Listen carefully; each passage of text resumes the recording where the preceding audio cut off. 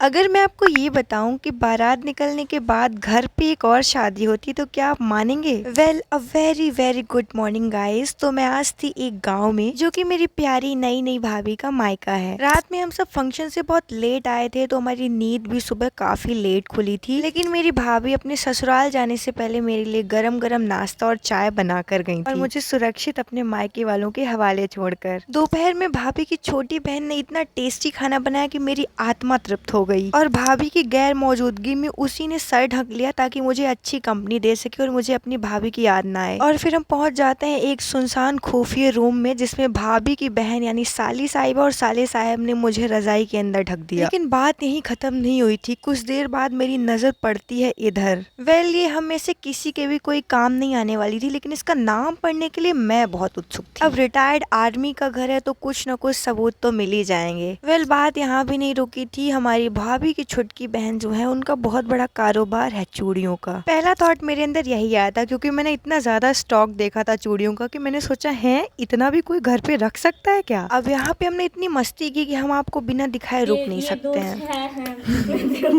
अब वैसे आप मेरे पुराने ग्राहक हो तो मैं आपको ये थोड़ी सस्ते में थोड़ी थोड़ी कम प्राइस में दे दूंगी। कितने में लगा?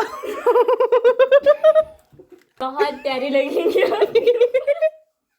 ये तो जो कैसी मलिहारी न, तुमसे चूड़ी पहनाते नहीं आता। ये तो जो आ ही नहीं रहा। अरे हाँ हाँ चला नहीं, गया पहले काकी आ गए। पुताऊ अही नहीं जवाना की अही ये अपना के ऊपर बहुत नीक लागल लाग है। ले मानो मान ली अपना लाई ली अपना हम पुराने ग्राहक है सस्ते में अपना लगा कई रुपया में लगा हुआ है? अब जितना सस्ते अपना लगा कही दे। अपन 2 रुपया